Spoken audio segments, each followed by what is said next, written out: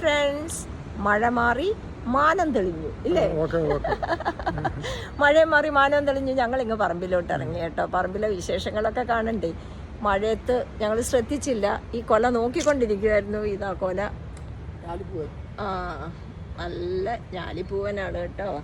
അപ്പോൾ അത് പഴുത്തു, ഒരു വടല കളയേണ്ടി വന്നു. അപ്പോൾ അതൊക്കെ അങ്ങനെ എടുത്തു. നല്ല കായ ഞങ്ങൾ കഴിക്കുകയും ചെയ്തു. ഇനി മൂളി കൊണ്ടുവയ്ക്കാം. അപ്പം ഇങ്ങനെ രാജ്പിള്ളയും കൂടെ ഇറങ്ങി നിന്നൊരു സൂപ്പർവിഷൻ അങ്ങ് വന്നിരിക്കുകയാണ് കേട്ടോ. ഇതാണ് കേട്ടോ പറമ്പ്. ഈ മഴയത്ത് ആരാ മുറ്റമടിക്കുന്നത് നോക്കൂ. തനി ഇതായിട്ട് ഇങ്ങനെ കിടക്കുന്നു. ഇതാ ഇതാ ഇതാ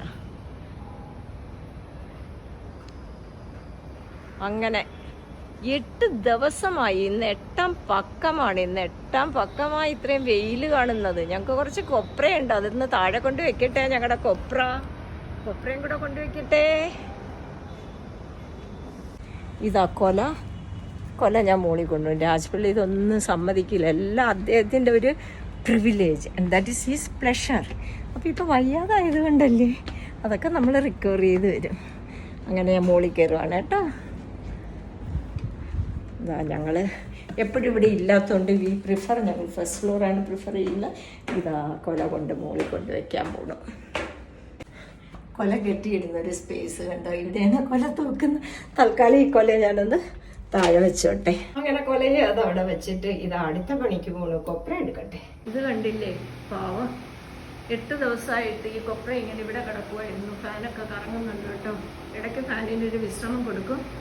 ഇനിയിപ്പം ഇത് നമ്മളുടെ ഡൈനിങ് ടേബിളിലങ്ങ് ഇവിടെ ആടിയില്ലല്ലോ. അപ്പം എല്ലാ സ്പേസ് ഉണ്ട്.